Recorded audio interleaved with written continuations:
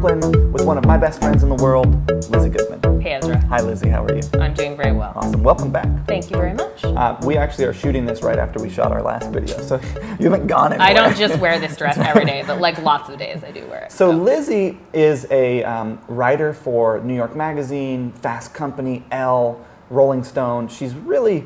You've really reached, I said this in the last one, the pinnacle of journalism, in my opinion, right? Like if you are contracted to write for those publications, you're a badass. If you say so. Yeah, I think so. I appreciate that thought. We just 2 seconds again on your experience of ascension in that field, in that community. Sure. Like how long did it take you to be getting calls from New York Magazine? You know, what was that experience like of now all of a sudden these big publications, these like world-renowned publications want your voice to speak for them? It definitely didn't happen overnight, and it didn't feel like all of a sudden. The kind of trajectory went right during college. I was always interested in writing, and then during college I got interested in the contemporary music world, and I realized that there was a space available to be able to kind of use the energy and excitement I was feeling about witnessing these bands that I felt represented my generation coming into their own, to merge that with my interest in writing. And I started interning at Spin Magazine, and then I kind of freelanced a lot. I wrote for Interview, I wrote for Nylon. You kind of bang down any door that will have you, and it's certain no one's calling you. You do all the legwork yourself, and you're willing to write anything for anyone, basically, for a lot of years. And then eventually I got hired at Rolling Stone, and that was a big deal, and kind of the beginning of my real professional career in a lot of ways. And that was about 7 years ago. But it took, 4 years to get there. They talk about this. Gladwell will talk about in his books, like the Beatles, right? They played all those shows in Liverpool, hundreds of hours of shows before they kind of hit their thing. 3 sets a night, like you just do it. So they did the work. And the reason why I'm bringing that up is because like if you are working really hard in your business and you've got offers out there, you've got like stuff that you're doing, that is not bad if you're not where you ultimately want to go. It means that you're doing well, that you're working hard, that like there is no shame in hard work. Totally. One of the things that you mentioned just now was you witnessed this thing, and then that kind of, what's the word here? Not pushed, but... inspired. Inspired your writing. So we want to talk today about storytelling, because my viewpoint, and I think your viewpoint too, maybe not, you can tell me, is that stories are what sell. Stories are what engage. Stories are what get people to hear you and see you and engage with you and ultimately take you up on the offers that you're making. So how do you tell a good story? You tell the truth. I mean, I really think this is one of those things that's, like many important things in life, incredibly simple and incredibly hard to do.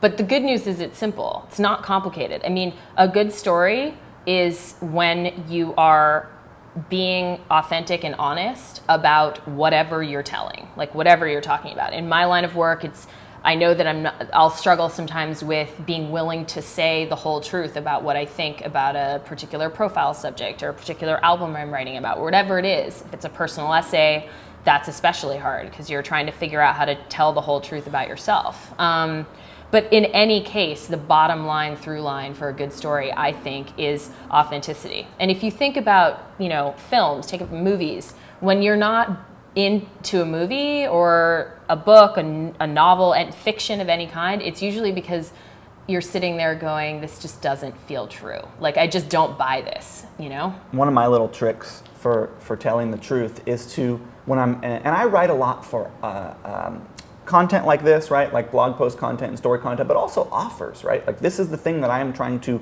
sell someone. I want someone to buy something from me. And the way that I do that is I tell them what the sensual experience will be. So you will see this, you will feel this, you will hear this. Like when I do you use the five senses in?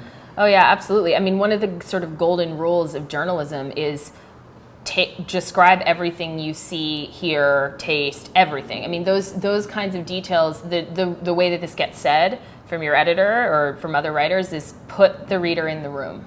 you're opening up a piece of paper magazine and it's got, that's not a very coffee stains yeah, it's on like it. totally Someone drooled on it. Someone was like asleep on the newspaper. Your magazines are experiencing a really interesting life, but no, I mean, yes, whatever. I drool on mine. I do sometimes. I hadn't thought of the drooling thing, but perhaps your magazine has been drooled on, and in which case it's like in other words, the experience that you're trying, that people are going to receive this information from you in a medium that's maybe not that fun, right? Like it's not that sensual, but through language, language is incredibly powerful. You can transport someone to backstage at a rock show. You can bring them to, Wimbledon. You can bring them to a NASCAR race. These are just examples of and to do that, it really is like sensory communication. You want to kind of hijack the rational, immediate scenario that someone's in using words and take them synaptically into this space that only you have seen. Yes, I know. That's a good word. But you know what I mean, right? Yeah, no, I'm with you. Like I'm just teasing you. The thing that you have, and everybody has this if you're trying to write something, you have knowledge about whatever you're trying to write, whatever story you're trying to tell that your reader does not have. So give them that knowledge. And the trick of writing is figuring out what details will communicate that. But you have to ask yourself those questions. So do you put them all down and then kind of whittle it down? That's my system. I think that, this is the kind of thing where it does help to do some of the practices we've talked about in previous posts, like just letting yourself go free and then editing down from that. That, when you're first starting out, I think that's really helpful. I know plenty of writers who are just put one sentence down at a time and they just think a lot about each sentence. I'm a little messier than that. I like to just let it go and then I write. I'll probably cut, don't be afraid. There's this great Hemingway quote about how every great novel, I'm paraphrasing, but every great piece of writing essentially involved the loss of a good piece of writing. Like, do not be afraid to leave a lot of stuff you like on the floor, essentially, but write it first so it's out there. And it really is a good strategy for those of you. A lot of you email me and say, hey, I'm having trouble writing my sales page or writing my Amazon description or writing my video sales letter for my event or for my product. And the easiest way to get started is just to do it. Just start talking about whatever it is you want to talk about. And there may be different structures that you want to follow for different offers, right? Like in an Amazon description, you're going to need a good intro and then you're going to need your features and benefits or whatever the structure is. Just get started. And you were talking about this earlier. Don't be afraid to essentially cheat. Like, if you know that you're really comfortable speaking with a particular friend about your business or about whatever story you're trying to tell, then have a conversation with them and record it. Talk into your own iPhone about something that you're trying to express that you're having a hard time expressing. If it's not, I have mentioned this before, but if it's just the formality of writing on a computer that's freaking you out when you sort of sit down and you go, oh no, this is like this is like official writing, I can't write. None of that matters. Like, hijack your own brain to get to a place where you can express using language in some way what you're trying to express and then worry about the other stuff. And there are people who can take what you have said and put it into writing for you. So if you find that it's easier, and a lot of people find this, to communicate your thoughts, ideas, viewpoints by talking, then just talk and then have it, transcribed, and then you can have someone, or you can do it yourself, craft it into an offer. So one of the things I want to talk about is why people fail at writing. Mm-hmm. So I have some viewpoints on why people fail. And the first is that they don't even try because they're so freaked out by it. You know what I mean? They're it's a really confronting process, like we talked about last time. Now you're going to tell people what you think, and that's scary. So number one, they don't get started. Number two, I'm going to let you do number two. Do you have a number two? I think fear of being wrong is a big one. That's related to number one. Maybe I'm just projecting here, but I do think that there's a lot of sort of... Do you still experience that? Oh my God, every time. Absolutely every time. So you don't get out of being a fancy, a established writer. No. I know you don't like being called fancy. It's a thing, so I shouldn't have done that. But so you still have that experience every piece. Yeah, and I think, you ask actors what it's like they're like, you sort of say, hey, you must not get nervous before the first day of a shoot or before going on stage anymore. And they're like, are you kidding? Or musicians, if you stop getting nervous, something is wrong. I think in my experience as my career has gone on, The progression or the maturing as a professional has been in accepting that fear as a part of what I do. It is never, some writers claim otherwise, but I secretly, I think that I don't believe this entirely. I think that if you are not, that anyone who sits down in front of an open page that's blank and doesn't have a certain sense of like butterflies in the stomach or a certain insecurity, like I can't do this, I don't know what to say. That happens for me every single time I have to write something, whether it's a small little blurb at the side of a piece I've already done, or it's, a massive feature in a big magazine. And that's okay. The point is not the lesson You're is not in trying not to get letting out of that. that. Yeah, that's not like exactly. The goal is not to not feel uncomfortable. Exactly. Right? The goal is to produce good content. Yes. And you might feel a little uncomfortable. You push through that. Yeah. And the experience is valuable because the reason that your advice and our advice, which is just write something, whether you have to speak it into a microphone or just create content, is that the only way that you learn how to get through that fear is by continuing to do it. And then you just start to go, oh yeah, I feel really weird right now. Okay, anyway, onwards. You can do this. That's what I want to communicate to you, is that really you can do this. Like, you are good enough, you are smart enough, you know enough about how to communicate what you want to sell to be able to pull this thing off. And I would love to see your sales. I'm not going to critique it or anything, but I'd love to see it. Send it over to me. I'll take a look through it, I think another reason that people fail is that they feel like they need a formula. Everyone just wants to be told what to do. They want to be like they want someone else to just say, hey, this is how it should be. If you don't have a formula for your offer, just create it yourself.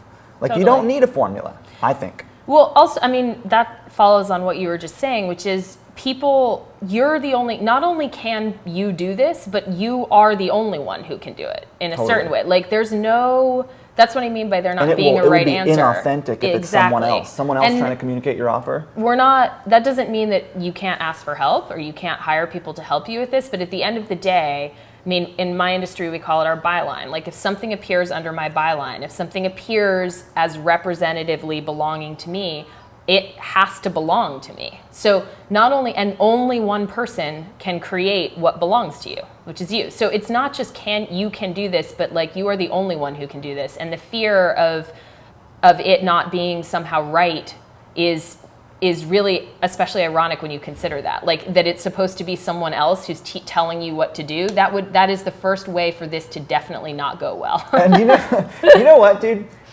This is one of the things that you should do in your business. You should communicate your offers. You should do your writing, because there's a lot of things you can outsource, but one of the things that is good to keep in-house is like the main communication to the group of people who's engaging with your offer, and you can be the one who does that. And I have had this viewpoint in the past, because I was a guy who thought, I can't write. I just can't do it. I can talk really well. I can like really express myself well verbally, but writing is just not my thing. And one of the things that one of the reasons why I thought I can't write is because I do not have good grammar. Right? Like, in whatever part of school that was, I was not paying attention to the grammar.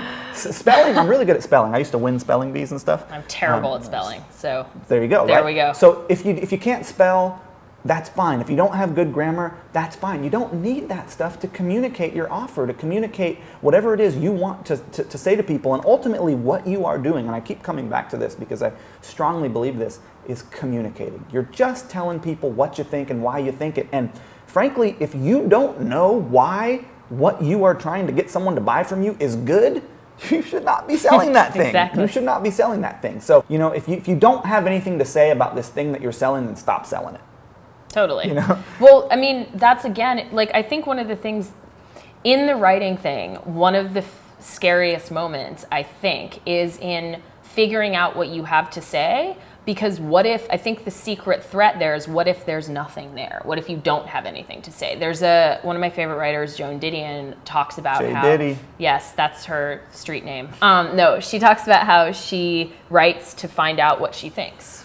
Like, I do think that's part of what haunts people, is it's like, well, what if I don't have anything to say? What if there is no story here? And that is a kind of like boogeyman fear, but you got to face that, because the truth, first of all, it's not true. Like you have something. You think something. You it's think in something. There. You do. And you know? maybe, and one of the advantages, if you're trying to represent and be in charge of representing how your product or however, whatever offer you're making is coming across, is maybe confronting exactly what you have to say about this thing that belongs to you, what you have to say about that to all these people who might be consuming it. And it's a scary, that's scary. a super terrifying moment. But it could also be really revealing about and beneficial in terms of letting you in on some of what's great about what you have to offer and what you might want to change about what you have to offer. And I definitely know this from my own experience, where I'll sometimes sit down to write something and I'll think, this brings it back to Joan Didion, yeah, I totally know what I think about this. And I'll start writing and I'll realize that it's not, there's some alterations just from having gone through the process. And that sounds like a really terrifying thing because you're being confronted with new information about yourself, but it's actually really liberating. So I want to point you in the direction of a couple resources that you can go and consume to kind of see what I would consider good writing. So boombycindyjoseph.com. I have now proven with smartmarketer.com, with boombycindyjoseph.com, and I've got a mastermind group, Blue Ribbon group, that has several 7- and 8-figure business owners who we do this same kind of copywriting, and it works really, really well. That I've proven that conversational expression in offer pages and in content posts and in go to Boom, look at our blog posts, look at our product sales videos, look at our post opt-in videos where we're telling people to like our Facebook page and stuff. Like, look at the content that we produce on Smart Marketer and Boom, which are our public websites where we share this stuff, and kind of see how we're communicating and expressing, because that style of copy and that style of communicating, which is what we're talking about here, really natural, really authentic, just saying what you feel, is super effective, and you can get some ideas from it. So Lizzy Goodman, thank you for coming on the show. I really appreciate it. Thanks for having me. Lizzy Goodman, she doesn't have a website yet, so you can find her on smartmarketer.com. We're going to get her one. I'll see you on the next one. Well, I'll see you on the next one. I'll see her now.